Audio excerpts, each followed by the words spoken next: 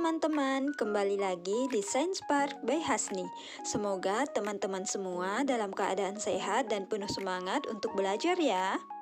Setiap waktu, kita menghirup udara segar melalui hidung, lalu menghembuskannya kembali melalui hidung atau mulut.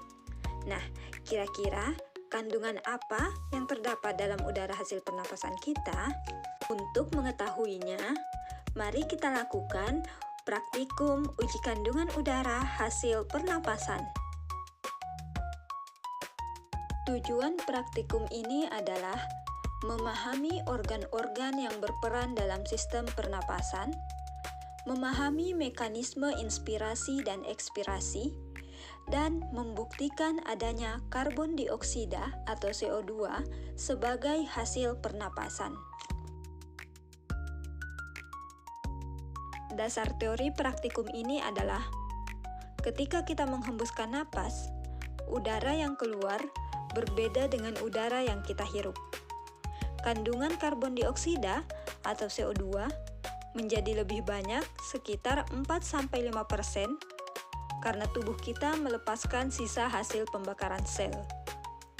Sebaliknya, kadar oksigen atau O2 menurun menjadi sekitar 16-17%, sebab banyak oksigen sudah dipakai oleh sel tubuh. Dasar teori berikutnya, udara nafas juga jauh lebih lembab, sekitar 6-7% uap air, karena melewati paru-paru yang hangat. Sedangkan gas-gas lain seperti nitrogen tetap hampir sama seperti saat masuk, sekitar 78-79%. Jadi, udara hasil nafas ditandai oleh peningkatan CO2 atau karbon dioksida dan uap air, serta penurunan O2 dibanding udara yang kita hirup. Udara hasil pernafasan kita mengandung uap air dan karbon dioksida. Uap air dalam nafas dapat dibuktikan dengan cara menghembuskan nafas ke permukaan kaca atau cermin. Permukaan tersebut akan berembun karena kondensasi uap air dari nafas kita. Selanjutnya, untuk membuktikan bahwa udara hasil pernafasan kita mengandung karbon dioksida, nah, simak dengan baik praktikum berikut ini. Halo teman-teman, sebelum kita memulai praktikum, perhatikan keselamatan kerja. Kenakan jas laboratorium dan gunakan sarung tangan atau masker jika diperlukan. Alat dan bahan: neraca analitik, gelas kimia 600 ml 1 buah, gelas kimia 500 ml 1 buah, tabung Erlenmeyer 100 ml sebanyak 4 buah,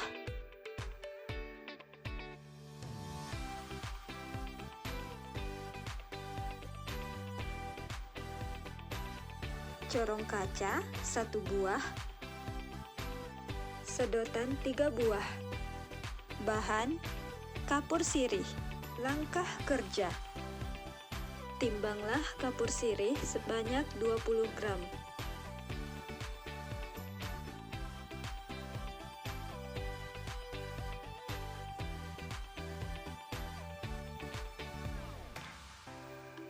Tuangkan air ke dalam gelas kimia hingga mencapai volume 500 ml. Lalu, larutkan kapur sirih dan diamkan hingga mengendap.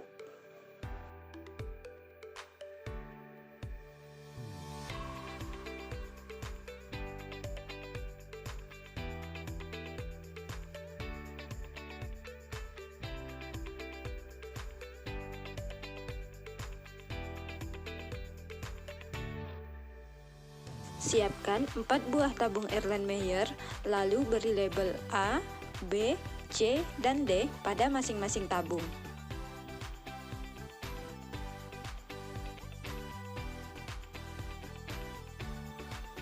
Tuang air kapur yang telah jernih ke dalam setiap tabung Erlenmeyer menggunakan corong kaca yang dilapisi kertas saring.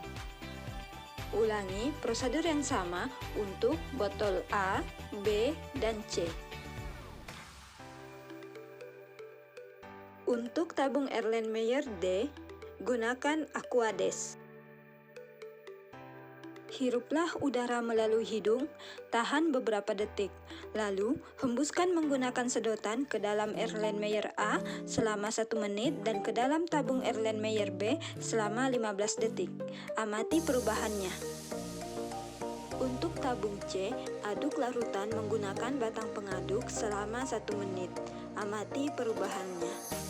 Untuk Erlenmeyer D, lakukan prosedur yang sama seperti pada Erlenmeyer B. Setelah melakukan pengamatan, isilah tabel pengamatan berikut. Hasil dan pembahasan praktikum. Hasil pengamatan menunjukkan bahwa pada tabung A terjadi kekeruhan yang lebih pekat. Sebaliknya, pada tabung B hanya teramati kekeruhan awal atau larutan mulai tampak keruh tipis, sehingga perbedaan antara keduanya terlihat lebih jelas. Pada tabung C tidak terjadi kekeruhan, demikian pula pada tabung D. Pembahasan. Air kapur berisi ion-ion kalsium dan hidroksida yang terlarut. Ketika karbon dioksida masuk ke dalam larutan, ia bereaksi dengan ion hidroksida membentuk ion karbonat. Selanjutnya, ion karbonat ini bergabung dengan ion kalsium membentuk kalsium karbonat padat yang tampak sebagai kekeruhan. Dengan demikian, semakin banyak karbon dioksida yang masuk dan bereaksi dengan kalsium, semakin banyak endapan kalsium karbonat yang terbentuk, dan kekeruhan larutan menjadi semakin pekat. Tabung Erlenmeyer A yang ditiup selama 1 menit menunjukkan kekeruhan yang sangat pekat. Durasi tiupan yang lama menyebabkan volume karbon dioksida terlarut dalam air kapur menjadi relatif besar. Akibatnya, ion karbonat yang terbentuk juga banyak, sehingga hampir seluruh ion kalsium segera bereaksi membentuk endapan padat kalsium karbonat. Kekeruhan yang sangat pekat tersebut menandakan bahwa reaksi pembentukan endapan berjalan secara optimal. Tabung Erlenmeyer B yang ditiup selama 15 detik menunjukkan kekeruhan awal atau larutan mulai keruh tipis. Hal tersebut karena waktu tiupan yang relatif singkat. Jumlah karbon dioksida yang masuk ke dalam larutan juga terbatas. Hanya sebagian ion hidroksida yang bertransformasi menjadi ion karbonat, sehingga terbentuk sedikit kalsium karbonat. Akibatnya, kekeruhan yang dihasilkan hanya tipis atau belum pekat, hanya berupa endapan awal yang masih tipis dan belum menyebar merata. Hal ini menunjukkan bahwa durasi pemberian karbon dioksida sangat berpengaruh pada kuantitas endapan kalsium karbonat. Tabung Erlenmeyer C yang hanya diaduk selama 1 menit tanpa tiupan tidak menunjukkan kekeruhan. Pengadukan saja tidak menambahkan karbon dioksida ke dalam larutan, hanya menyebabkan sirkulasi tanpa mengubah komposisi kimia secara mendasar. Karena tidak ada karbon dioksida yang masuk, ion hidroksida tetap berupa hidroksida dan kalsium tidak memiliki pasangan ion karbonat untuk membentuk kalsium karbonat atau endapan. Akibatnya, larutan tetap jernih. Hal ini menegaskan bahwa kehadiran gas karbon dioksida mutlak diperlukan agar kekeruhan atau endapan kalsium karbonat dapat terbentuk.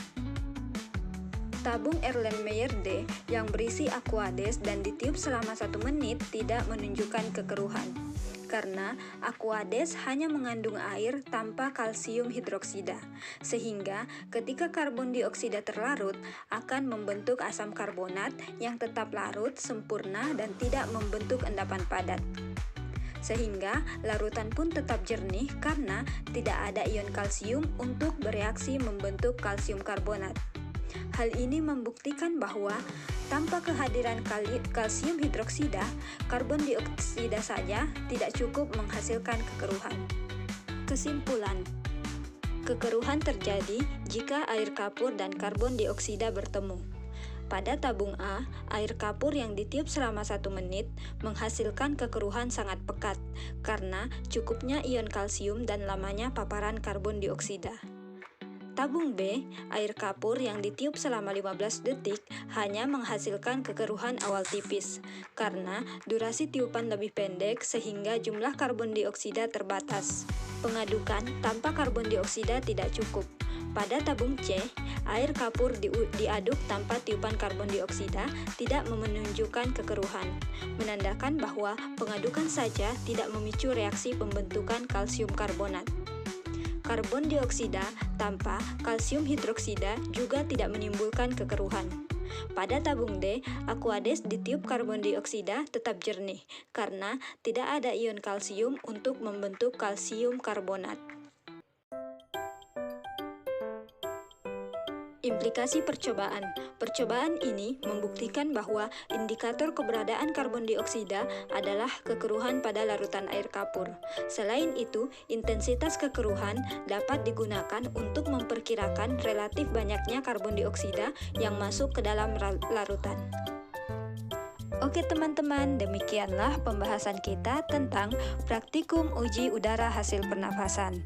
Kita akan bertemu lagi di video berikutnya ya. Sampai jumpa lagi.